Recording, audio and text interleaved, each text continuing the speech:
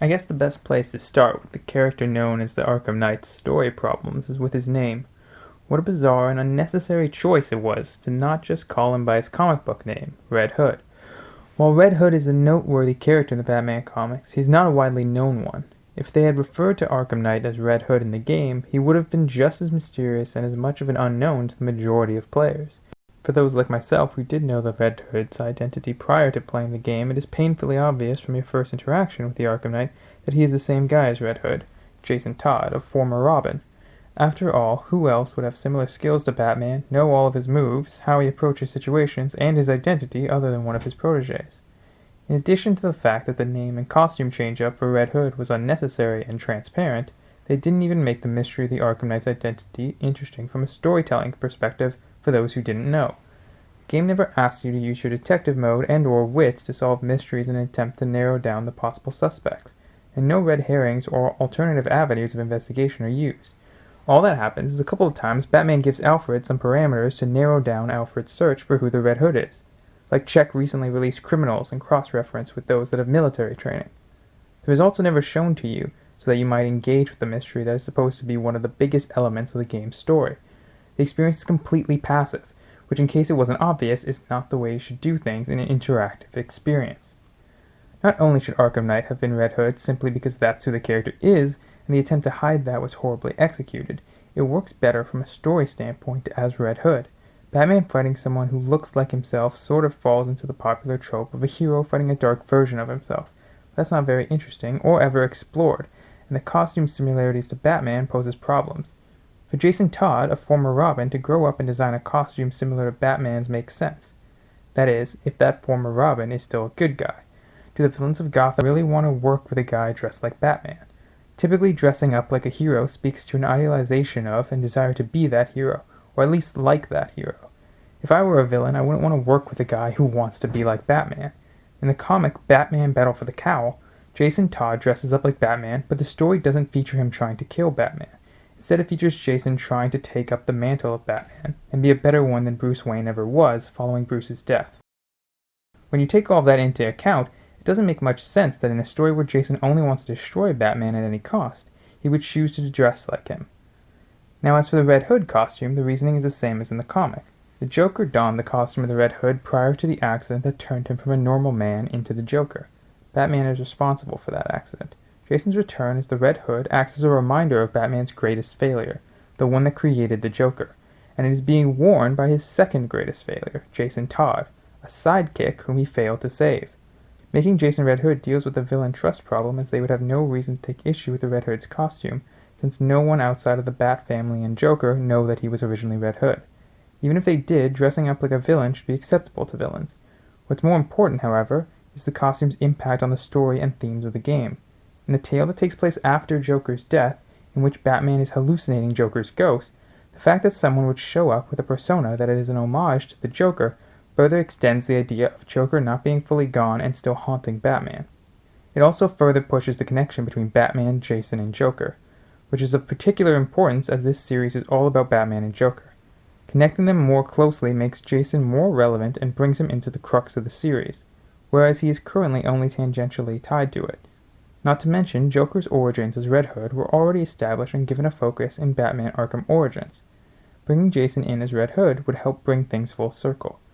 You also can't dismiss the story of Arkham Origins just because it wasn't Rocksteady, since it establishes the beginning of Batman's relationships with Joker, James Gordon, and Barbara Gordon, all of which are important parts of the story in Batman Arkham Knight. Why not have it set up Jason Todd as well? Then we have Jason Todd's reveal. Troy Baker did a good job of conveying Jason's pain, but the script didn't bother to flesh out this important interaction between Batman and his former protege, now turned killer. A big issue I had was that he never explained his motives or attempts to justify his actions.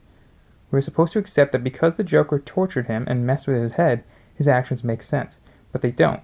He wasn't brainwashed or indoctrinated to the point of becoming loyal to Joker or wanting to follow in his footsteps. Jason clearly became disillusioned with and grew to hate Batman for not saving him from Joker. It is possible he never went after the Joker himself out of fear, but to go after Batman now and in the way he did doesn't make sense. And I'm not referring to the use of unmanned tanks, which was like pulling out a regular rock on Superman while claiming to have found his weakness.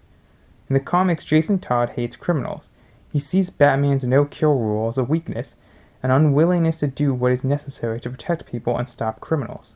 If Batman had simply killed Joker during one of the many times in which Batman defeated him, Jason would have been spared. There is a great interaction between Jason and Batman in the movie Batman Under the Red Hood, where Jason says he thought that if there ever was a crime that would cause Batman to kill Joker, surely it would have been murdering Robin, and you can see it pains Jason that Batman didn't avenge him. You don't get anything like that in Arkham Knight. Instead, you get a hero who was a victim of a villain who decides he has no problem teaming up with villains and killing countless innocents, all to hurt Batman. He doesn't even say that he intends to turn against and kill Scarecrow and the others when it is over, or that he has been trying to minimize the damage they've been causing. For instance, they could have said he convinced Scarecrow to give the warning that caused the evacuation in the hope for less casualties.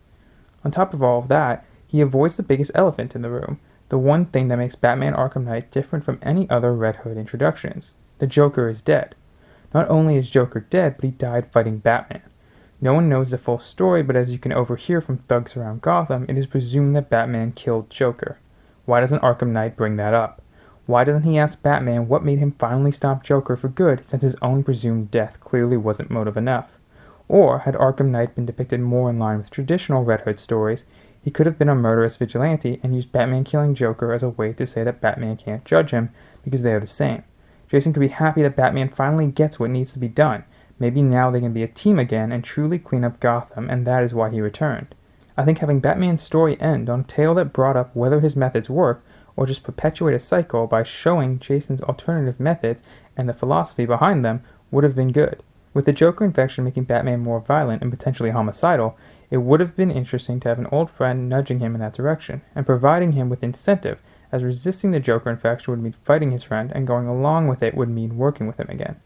It also would have been interesting in any version of the story to have Jason learn that Batman is turning into Joker, and see how he deals with that.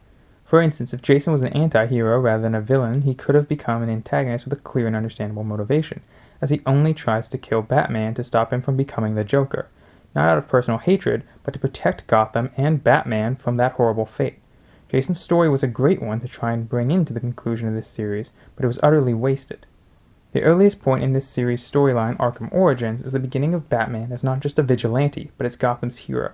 It's the first time he is captured on camera and shown to the world, as well as the point where he earns the trust of Jim Gordon and to an extent the GCPD. This is the last story we experience before Batman Arkham Knight, which is about the end of Batman. The Joker, Batman's greatest villain, was created because of a mistake made prior to Arkham Origins, prior to being a hero. Jason Todd was captured by Joker and has now turned into the villain known as Arkham Knight because of a failure on Batman's part while he was a hero. Because Joker is responsible for Jason's downfall, this second failure can be seen as a reverberation from Batman's first one. For Batman to face Jason and try to not just beat him up, but fix him is a test for how far he has come. At the end of his journey as a hero, is he able to save Jason when he couldn't before? Is he able to undo the darkness in Jason that he is responsible for, like he wasn't ever able to do with Joker? As a hero, can he stop the rippling consequences that are still going from that mistake he made before he was one? Batman has always been driven by his inability to go back and make things right, his inability to save his parents. That is why he dedicates himself to trying to prevent others from facing the fate that he did. At the end of Batman's journey, can he finally not just be a bandage that stops the blood from spilling for a time before falling off, as those he puts away get back on the street, but a cure that heals the wound, changes someone from bad to good? Can he be a force for rehabilitation rather than punishment, something Arkham Asylum could never succeed at? These are the sort of questions and ideas Batman Arkham Knight should have gone for with Jason Todd's return. Instead, they settled for throwing him in because he hasn't been used yet, and he knows Batman's identity. You would think the latter of the two is important because Batman's identity is revealed in this game, but Arkham Knight doesn't end up having anything to do with that. Like I said, Rocksteady wasted the opportunity for a great story with Jason Todd.